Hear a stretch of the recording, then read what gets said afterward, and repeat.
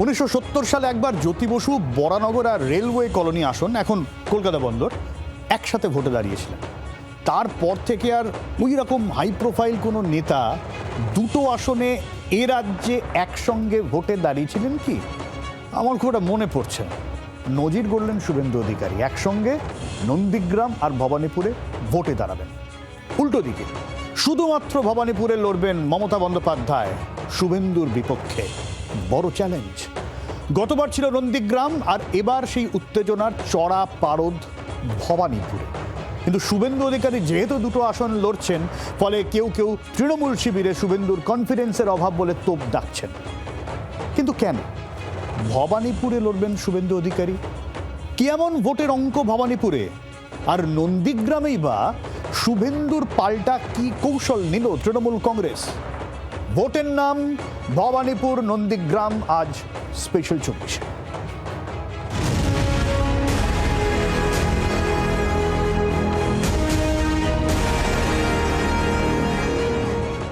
নন্দীগ্রাম থেকে একেবারে ভবানীপুর, ভোটের খেলা জমিয়ে দিলেন শুভেন্দু অধিকারী। আর তাকে পাল্টা চ্যালেঞ্জ করে হাই ভোল্টেজ ম্যাচের সূচনা করে দিলেন মমতা বন্দ্যোপাধ্যায়। 2011 সাল থেকে যখন মমতা বন্দ্যোপাধ্যায় ভবানীপুর থেকে ভোটে দাঁড়াতে শুরু করলেন, তখন থেকে আসন হাই প্রোফাইল। কিন্তু এবার জোরদার খেলা। গতবারের নন্দীগ্রামের বদলা না রিপিট টেলিকাস্ট, তাই নিয়ে গেরুয়া আর সবুজের গলার স্বর চড় চড় করে চড়ছে। কিন্তু প্রশ্ন তো উঠবেই, কেন শুভেন্দু অধিকারী আচমকা সোজা ভবানীপুরে চ্যালেঞ্জ করতে ছুটে এলেন?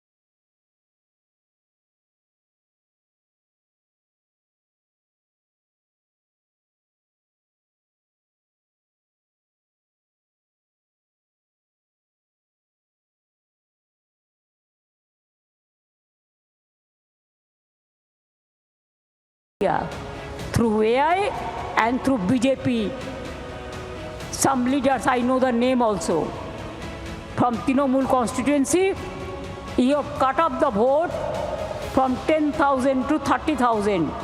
In my constituency, I told you, 60,000. Instead of that, I will win from Bhawanipur, even there is a one vote. 226-এর বেশি আসন জয়ের চ্যালেঞ্জ ছুড়ে দিয়েছেন মমতা বন্দ্যোপাধ্যায়।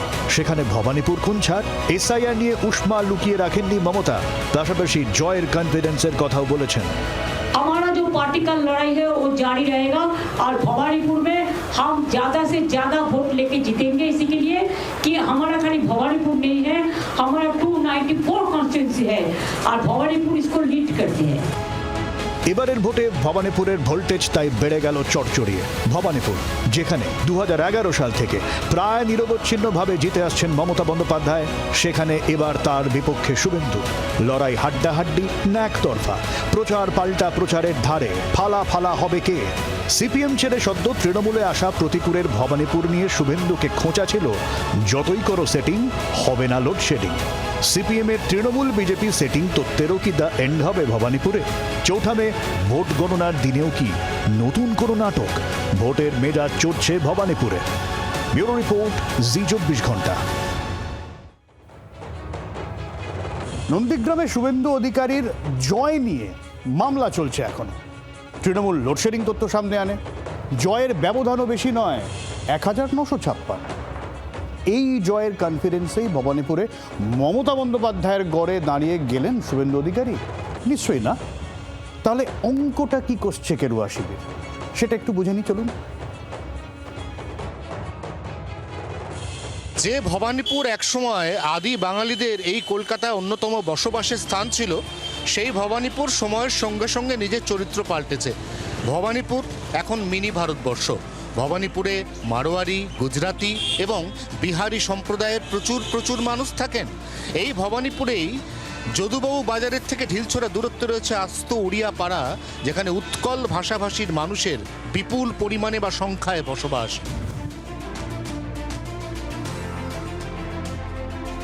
ব্যবসায়ী, সরকারি বেসরকারি চাকুরিজীবী আর উচ্চ মধ্যবিত্ত শ্রেণীর বসবাস ভবানীপুরে মূলত।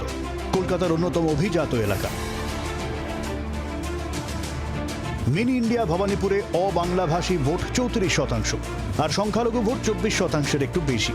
ভবানীপুর বিধানসভায় 8টি ওয়ার্ডের মধ্যে 6টি হিন্দু প্রধান। এই 8টি ওয়ার্ডের হিসেব গত লোকসভা ভোটে একটু উল্টে পাল্টে গিয়েছিল। তৃণমূলের মালা রায়ের কলকাতা দক্ষিণ লোকসভা কেন্দ্রের মধ্যে পড়ে ভবানীপুর।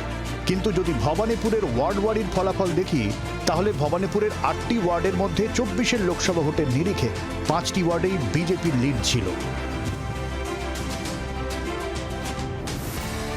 লোকসভা ভোটে 8টি ওয়ার্ডের 5টিতে বিজেপি এগিয়ে থাকলেও বিধানসভা ভোটে ভবানীপুর তৃণমূলকে উজাড় করে দেয় আর বিজেপির রুদ্রনীল ঘোষ বা প্রিয়াঙ্কা টিব্রেওয়ালকে খালি হাতে ফেরায়। 21-এর বিধানসভা ভোটে ভবানীপুরে শোভনদেব চট্টোপাধ্যায়ের জয়ের ব্যবধান 28,000-এর বেশি।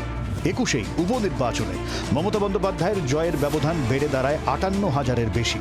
আর 24-এর লোকসভা ভোটের ফলের নিরিখে ভবানীপুর বিধানসভায় তৃণমূলের লিড ছিল 8,297 ভোট। লোকসভা আর বিধানসভার হিসেব কিন্তু আলাদা। ভবানীপুরে মুসলিম ভোট 24%। ফলে ভবানীপুরে মূলত হিন্দু ভোটই ফ্যাক্টর বাঙালি হিন্দু ভোট, একই সঙ্গে ফ্যাক্টর অবাঙালি হিন্দু ভোটও। বিজেপি অবাঙালি 34% হাতে রেখে হিসাব করতে চাইছে। এর সঙ্গে যোগ হয়েছে এসআইআর। ভবানীপুরে এসআইআরে বাদ পড়েছে 47,000 নাম। মমতা বন্দ্যোপাধ্যায়ের দাবি করছেন 60,000-এর মতো নাম বাদে। অথচ গত ভোটে মমতা বন্দ্যোপাধ্যায়ের জয়ের মার্জিন ছিল 58,835 ভোট। প্রতিটি ওয়ার্ডে বড় লিড থাকে জোড়াফুলের। শুভেন্দু অধিকারীর মতো হেভিওয়েট প্রার্থী যখন লড়ছেন, তখন এই নয়া ভোটার লিস্ট তাকে বাড়তি সুবিধা দেবে। 2021-এর উপনির্বাচনে দেখা গিয়েছিল ভবানীপুরের গুজরাটি, শিখ আর মারওয়ারি প্রধান ওয়ার্ডগুলোতে তৃণমূল লিড পেয়েছিল। ভবানীপুরে বস্তি এলাকা, নিম্ন মধ্যবিত্ত ভোটারও প্রচুর। রাজ্যের প্রকল্পের সুবিধা যায় সেখানে, সঙ্গে মহিলা ভোট ব্যাংক। অবশ্যই মমতা বন্দ্যোপাধ্যায়ের ঘরের মেয়ের কারিশমা। তৃণমূলের একাংশের মত 47 বা 60,000-এর নাম বাদ গেলেও প্রচুর তরুণ ভোটারও কিন্তু যুক্ত হয়েছেন এই কেন্দ্রে। তারা মমতা বন্দ্যোপাধ্যায়ের উন্নয়নেই ভরসা রাখবেন। সব মিলিয়ে এলোমেলো হচ্ছে ভবানীপুরের হাওয়া। ভবানীপুরের মেয়ে মমতা বন্দ্যোপাধ্যায় মানুষের কাছে বেশি গ্রহণযোগ্য হবেন, নাকি কাঁথির বাসিন্দা এই মুহূর্তে নন্দীগ্রামের বিধায়ক শুভেন্দু অধিকারী, যিনি একসঙ্গে জোড়া বিধানসভায় প্রতিদ্বন্দ্বিতা করছেন, তিনি শেষ পর্যন্ত ভবানীপুরে দাগ কাটবেন? এর উত্তর জানা যাবে 4 মে। তার আগে পর্যন্ত ভবানীপুরের মানুষও বুকে হাত দিয়ে জোর রেখে বলতে পারছেন না ভবানীপুর আখেরে কার। 24 ঘন্টার জন্য ক্যামেরা অরিন্দমের সঙ্গে অয়ন, ভবানীপুর, কলকাতা। ভবানীপুরের যারা বাসিন্দা, পরিষেবা নিয়ে খুব একটা যে সবাই সুর চড়াচ্ছেন এমন তো চোখে পড়লো না। জলের সমস্যা কিছুটা ছিল, অনেকে বলছেন না এখন খুব একটা নেই। একজন কাছে থাকেন আর একজন থাকেন না। এখন কাকে ভোট দেবেন কেউ শিওর হচ্ছেন, কেউ একটু হলেও দ্বিধাগ্রস্ত। এই দ্বিধা শুভেন্দু অধিকারী কাটাতে পারবেন, নাকি জনমত ধরে রাখতে পারবেন মমতা? ভবানীপুর থেকে অয়ন ঘোষালের রিপোর্ট।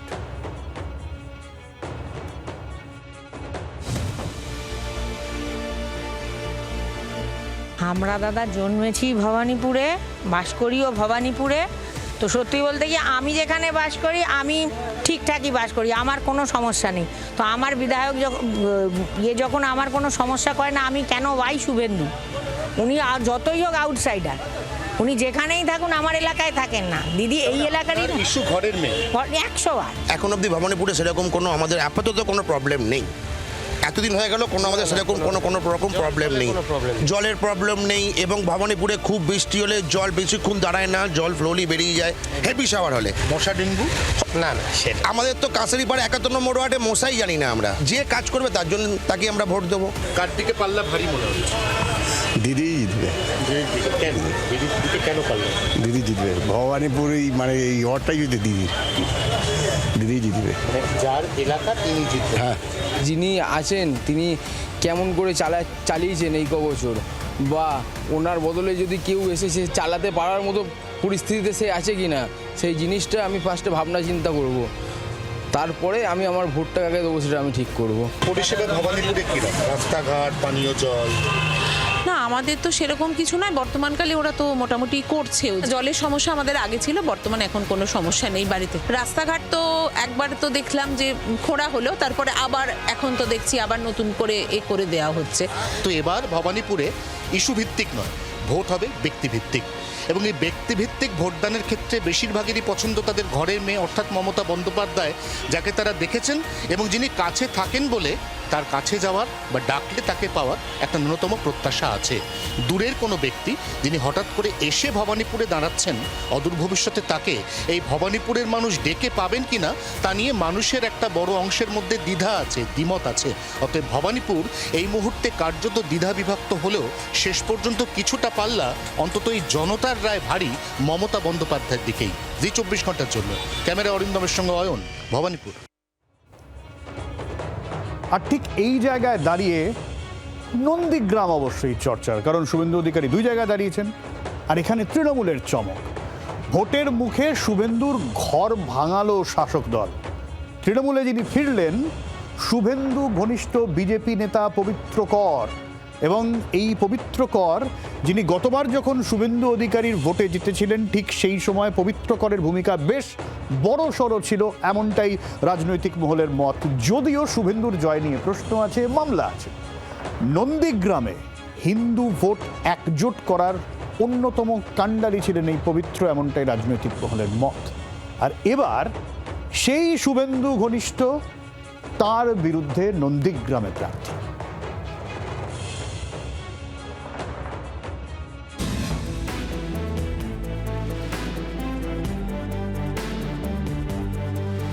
নন্দীগ্রামের পাশাপাশি মমতা বন্দ্যোপাধ্যায়ের গড় ভবানীপুর থেকে শুভেন্দু অধিকারীকে প্রার্থী করে ভোটের বাংলায় বড় চমক দিয়েছে বিজেপি।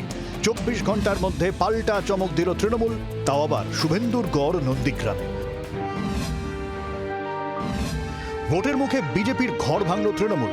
নন্দীগ্রামে শুভেন্দু ঘনিষ্ঠ বিজেপি নেতা পবিত্র করকে দলে টানল জোড়াফুল শিবির। মঙ্গলবার তৃণমূলের সর্বভারতীয় সাধারণ সম্পাদক অভিষেক বন্দ্যোপাধ্যায়ের অফিসে গিয়ে তার হাত থেকে নতুন দলের পতাকা তুলে নেন পবিত্র। নন্দীগ্রামে বিরোধী দলনেতার বিরুদ্ধে শাসকের প্রার্থীও তিনি। নন্দীগ্রাম পবিত্র কর, নন্দীগ্রাম পবিত্র কর। এই বাড়িটি হলো পবিত্র করে বিজেপি সক্রিয় নেতা ছিলেন তিনি। আজকে কলকাতায় অভিষেক বন্দ্যোপাধ্যায়ের হাত ধরে কলকাতায় তিনি তৃণমূল কংগ্রেসে যোগদান করেছেন। বয়ালের তার বাড়িতে যে বিজেপির পতাকা বা ফেস্টুন যে সমস্ত বিজেপির সমস্ত চিহ্ন ছিল সেগুলো সমস্ত আমরা আসার সঙ্গে সঙ্গে সেগুলো সরিয়ে ফেলা হয়েছে। পবিত্র অবশ্য তৃণমূলের নতুন নন। গত বিধানসভা ভোটের আগে তৃণমূলেই ছিলেন পবিত্র কর। নন্দীগ্রামের বয়াল 1 গ্রাম পঞ্চায়েতের প্রধান ছিলেন। শুভেন্দুর দলবদলের পর তিনিও ফুল বদল করেন। 2020 সালের নভেম্বরে বিজেপিতে যোগ দেন।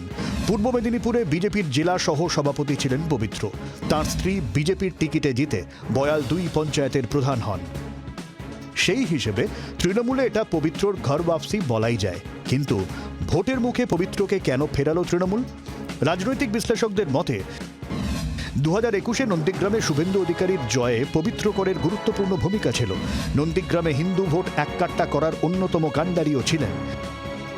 তাই নন্দীগ্রামে কাঁটা দিয়ে কাঁটা তোলার কৌশল নিয়েছে শাসক দল। পবিত্র করের মতো প্রার্থীকে দিয়ে তৃণমূল শেষমেশ 1956-র বদলা নিতে পারে কিনা আপাতত সেটাই দেখার। ক্যামেরায় শান্তনুর সঙ্গে কিরণের রিপোর্ট, জি 24 ঘন্টা।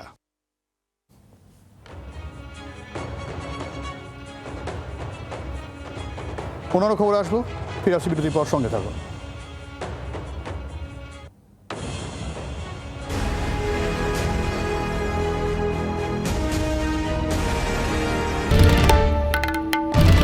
বাংলার আওয়াজ, বাঙালির আবেগ, জি 24 ঘন্টা।